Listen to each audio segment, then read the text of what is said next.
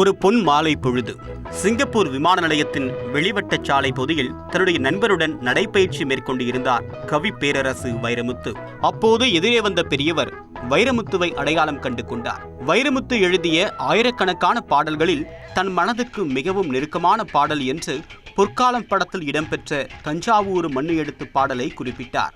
ஏன் அந்த பாடலின் மீது மட்டும் அதீத பிரியம் என்று கேட்டார் வைரமுத்து. தங்களது மூதாதையர் 3 தலைமுறைகளுக்கு முன்பாக சிங்கப்பூரில் வந்து குடியேறிவிட்டதாகவும் தமிழ்நாட்டை பூர்வீகமாக கொண்ட தனக்கு சொந்த ஊர் எது என்பது தெரியாது என்றும் ஏக்கத்தோடு குறிப்பிட்டார் அந்த பெரியவர். தஞ்சாவூர் மண்ணு எடுத்து பாடலில் வரக்கூடிய பல ஊர்களில் ஏதேனும் ஒன்றாக தன் ஊர் இருக்கலாம் என்று எண்ணுவதால் தனக்கு மிக நெருக்கமான பாடலாக அது மாறியதாக குறிப்பிட்டார் அந்த பெரியவர். அவர் விலகிச் சென்ற பிறகுதான் தெரிந்தது அந்த பெரியவர்தான் அன்றைக்கு சிங்கப்பூரின் அதிபராக இருந்த SR நாதன் என்பது. தன் சொந்த ஊர் எந்த ஊர் என்பது தெரியாத வலிக்கு வைகை அணைக்காக தன் சொந்த ஊரை இழந்த வைரமுத்து எழுதிய வார்த்தைகள்தான் ஆறுதல் அளித்தன. மேட்டூரில் பிறந்த ஒருவரையும் சிங்கப்பூரின் அதிபரையும் ஒரே புள்ளியில் இணைத்தது மண்ணும் மொழியும் தான். 1980ஆம் ஆண்டு இந்த மண்ணும் மொழியும் 3 பேரை இணைத்ததால் தான் தமிழ் திரையில் ஒரு புதிய சகாப்தம் தொடங்கியது. மார்ச் 10, 1980 அன்று தலைப்பிரசவத்திற்காக தன் மனைவியை மருத்துவமனையில் அனுமதித்திருந்த வைரமுத்துவுக்கு பாரதி ராஜாவிடமிருந்து ஒரு அழைப்பு வந்தது. உட்லண்ட்ஸ் ஹோட்டல் அறை எண் 410க்கு உடனடியாக விரைந்தார் வைரமுத்து. புது கவிதை எழுதுவோர் திரைப்பாடல்களின் கட்டுக்குள் எழுத மாட்டார்கள் என்ற எண்ணத்தில் இருந்தார் இளையராஜா. வாய்ப்பு கொடுப்போம், வந்தால் நல்லது என்று வைரமுத்துவுக்கு வக்காலத்து வாங்கிக் கொண்டு இருந்தார் பாரதி ராஜா. வந்து சேர்ந்த கவிஞருக்கு மெட்டு வாசித்து காட்டப்பட்டது. எதிர்கால கனவுகளோடு தெரிந்து கொண்டிருக்கும் இளைஞன் இயற்கையை வர்ணித்து பாடுவதாக சூழல் சொல்லப்பட்டது. பொன்மாலை பொழுது என்று வார்த்தைகளை வார்க்கத் தொடங்கிய வைரமுத்து வானமகள் நாணுகிறாள், வேறு உடை பூணுகிறாள் என்று சொல்ல சொல்ல எல்லோருடைய முகத்திலும் பரவசம். நிழல்கள் திரைப்படத்தின் மூலமாக நிஜமானது கவிஞரின் கனவு. ஏற்கனவே ஏராளமான கவிஞர்கள் சொல்லி தீர்த்த காதலை அதுவரை சொல்லாத வார்த்தைகளில் வடிக்க விரும்பினார் வைரமுத்து. அந்திமழை பொழிகிறது, ஒவ்வொரு துளியிலும் உன்முகம் தெரிகிறது என்று கற்பனை கடைவெறித்த போது தமிழர்கள் சொக்கி போயினர்.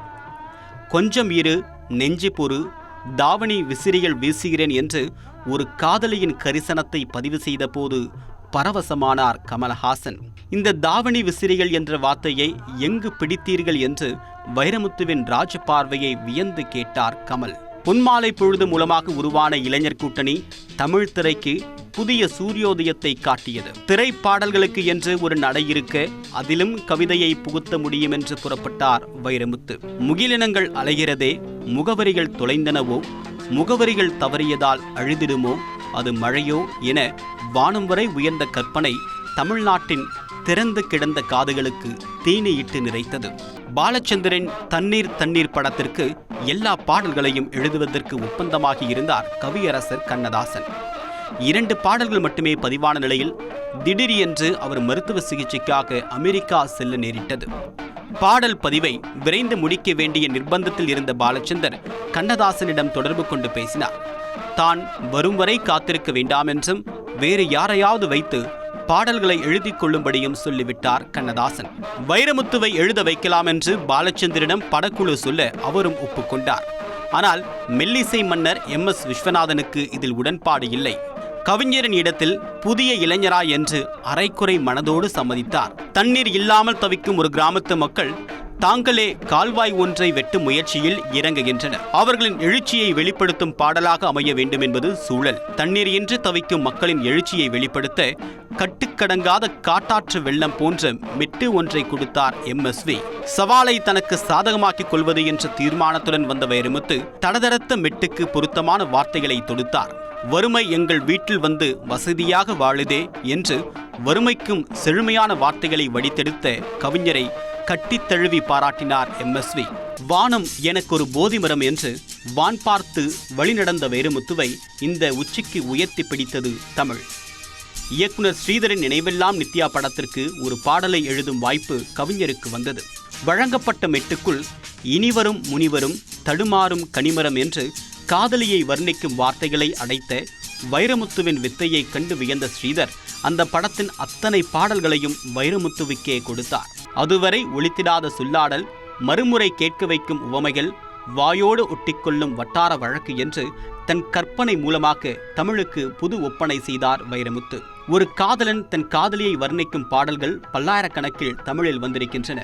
ஆனால் குழல் வளர்ந்து அலையானதே, இரவுகளின் இழையானதே என்று கூந்தலை வர்ணித்த வார்த்தையில் தலைச்சாயம் பூசுவோரையும் காதலால் தடுமாற வைத்த கதாநாயகன் தன் காதலியை பார்த்து ஒரு பாடல் பாடுகிறான். கால ஓட்டத்தில் வேறு ஒருவருடன் திருமணமாக்கி அந்த வாழ்வையும் பறிகொடுக்கிறாள் காதலி.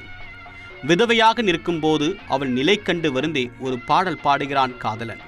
இந்த இரண்டு சூழலுக்கும் பொருத்தமாக ஒரு பல்லவி வேண்டும் என்றார் SP முத்துராமன். வெள்ளை புறா ஒன்று ஏங்குது கையில் வராமலே என்று தொடங்கி வைரமுத்து வடித்த கவிதை புதுக்கவிதை திரைப்படத்தில் இடம்பெற்றது. பார்வையிழந்த ஒருவன் தன் காதலியின் கால்கொலுசின் ஒளிவழியே அவளை காண்கிறான். பின்னாளில் அவனுக்கு பார்வை வந்தபோது அவள் அவனோடு இல்லை. தன் ஜீவனில் கலந்துவிட்ட குலுசுலியை ஒரு கச்சேரியின் போது கேட்கிறான். விழியில்லை என்னும் போது வழி கொடுத்தாய், விழி வந்த பின்னால் ஏன் சிறகொடித்தாய் என்று இறைஞ்சும் அவனுடைய நெஞ்சத்திற்கு வரிகளை வாரி இறைத்தார் வைரமுத்து. ஒளிப்பதிவு கூடத்தில் இந்த பாடல் பதிவான போது தனக்கு ஏற்பட்ட அதிர்வு அதன் பின்னர் நிகழவே இல்லை என்கிறார். வாழ்வில் ஒருமுறை நேர்ந்தால்தான் அது அபூர்வம், சங்கீத ஜாதி முல்லை ஒரு அபூர்வம் என்று சிலாகிக்கிறார் வைரமுத்து. அன்றைய காலகட்டத்தில் மொழிமாற்ற படங்களின் பாடல்கள் அத்தனை வரவேற்பு பெற்றதில்லை. ஆனால் தெலுங்கில் இருந்து தமிழுக்கு மொழிமாற்றம் செய்யப்பட்ட சலங்கை ஒலி படத்தின் பாடல்களை பார்த்தவர்கள் இது மொழிமாற்றம் செய்யப்பட்ட படமா என்று ஆச்சரியப்பட்டனர். அந்த அளவிற்கு உதட்டசைவில் அப்படியே ஒத்துப்போகும் வகையிலும் தமிழின் கவிதை நயத்தில் சமரசம் செய்து கொள்ளாமலும் பாடல்களை படைத்திருந்தார் வைரமுத்து. கதை, கதாபாத்திரத்தின் தன்மை, பாடல் இடம்பெறக்கூடிய சூழல் ஆகியவற்றை உள்வாங்கிக் கொண்டு அதில் கவிதையையும் புகுத்தி பாடலை படைப்பது வைரமுத்துவின் பாணி. இது மிகச்சிறப்பாக ஒருங்கிணைந்த ஒரு பாட்டு என்று சிந்து பைரவி திரைப்படத்தில் இடம்பெற்ற 400 சிந்து பாடலை குறிப்பிடுகிறார் வைரமுத்து. இல்லாத உறவுக்கு என்னென்ன பேரோ, நாடோடி பாட்டுக்கு தாய் தந்தை யாரோ என்று பாடலில் அவர் எழுப்பிய கேள்வி ரசிகர்களின் இதயத்தை பதம் பார்த்தது. இந்த பாடலை பாடிய சித்ரா அந்த ஆண்டின் சிறந்த பின்னணி பாடகைக்கான தேசிய விருதையும் பெற்றார். தலையில் நரைக்கூடிய ஒருவருக்கும் அந்த ஊருக்கு இறை தேடி வரக்கூடிய இளம் பறவைக்கும் இனம் புரியாத நேசம் மலர்கிறது.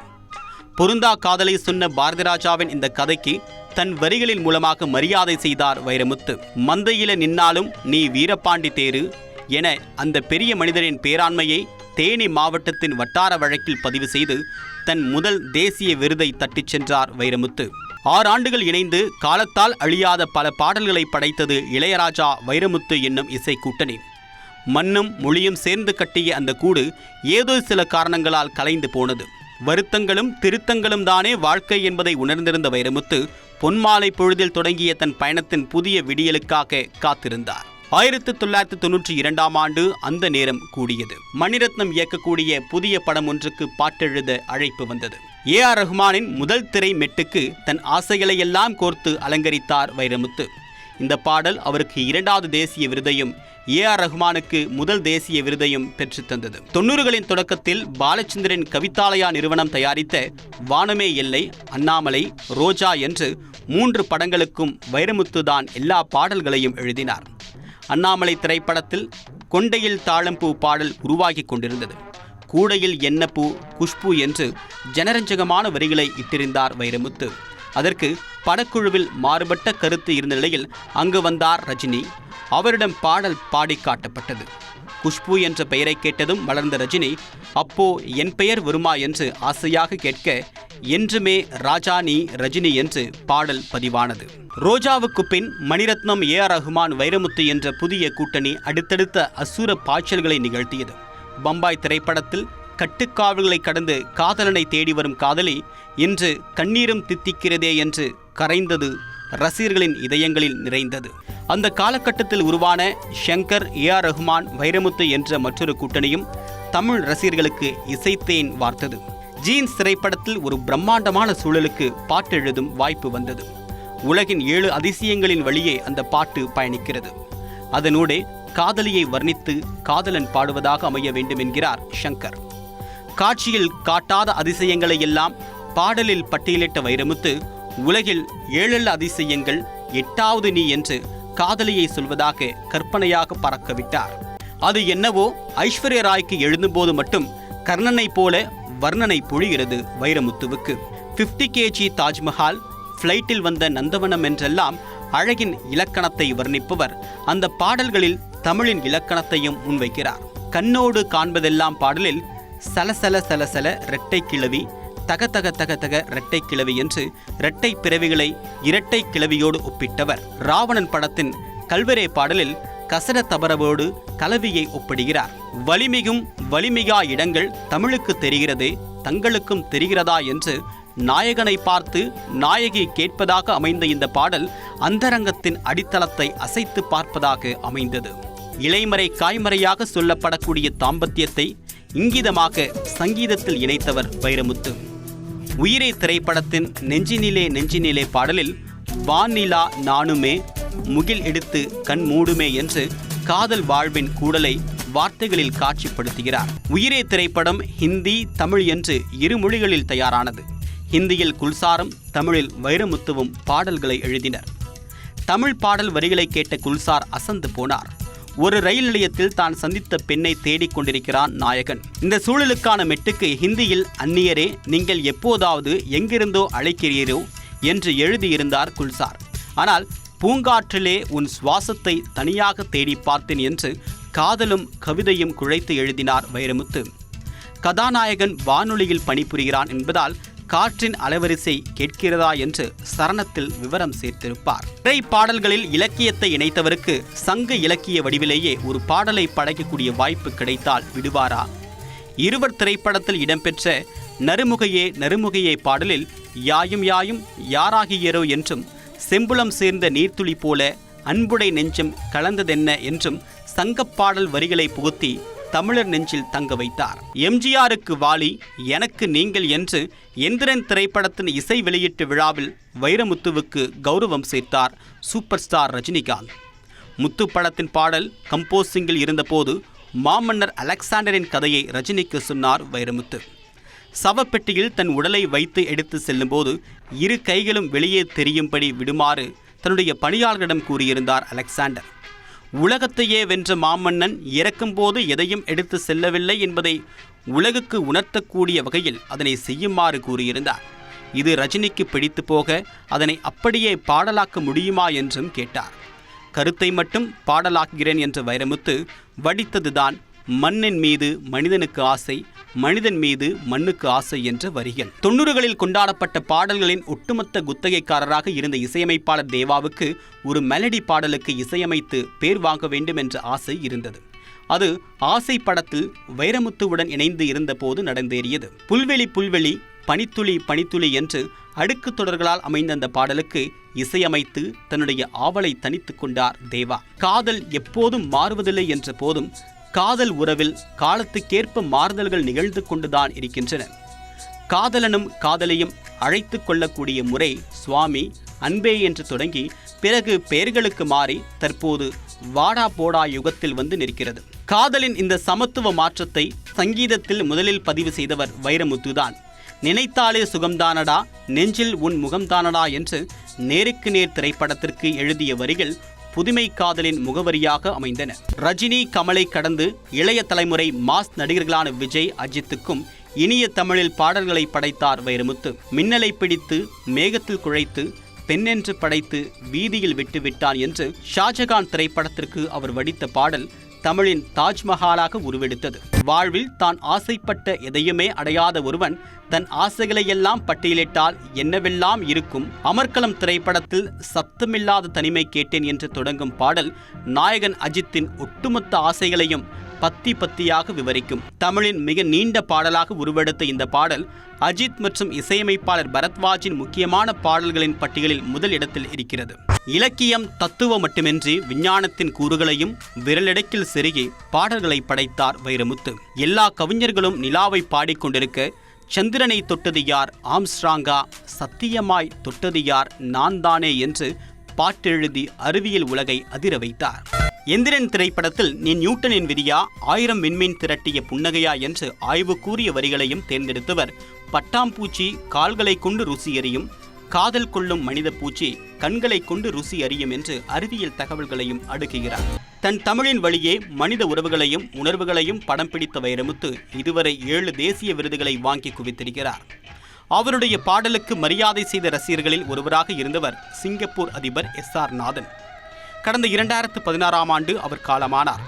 அப்போது உலகத் தலைவர்கள் பலரும் அஞ்சலி செலுத்துவதற்காக சிங்கப்பூர் வந்திருந்தனர். அந்த அரங்கில் பேசிய ஒரு அமைச்சர் தங்களது பிரதமருக்கு மிகவும் பிரியமான ஒரு பாடலை ஒலிக்கவிட்டு அவருடைய இறுதிச் சடங்குகளை நிகழ்த்தப் போவதாக அறிவித்தார். அப்போது ஒலித்த பாடல் தஞ்சாவூர் மண்ணை எடுத்து கடல் கடந்து ஒலித்த இந்த கானம் மொழியின் வலிமையையும் பறைசாற்றுகிறது. கடந்த 40 ஆண்டுகளாக மண்ணையும் மொழியையும் இரு கண்களாக பாவிக்கும் தமிழர்களின் வண்ண கனவுகள் வைரமுத்துவின் வார்த்தைகளில் பாடல்களாக விரிந்திருக்கின்றன. திரைப்பட பாடல்கள் மூலமாக தமிழுக்கு பணி செய்தவர் பலர். திரைப்பட பாடல்கள் மூலமாக தமிழுக்கு அணி செய்தவர் வைரமுத்து.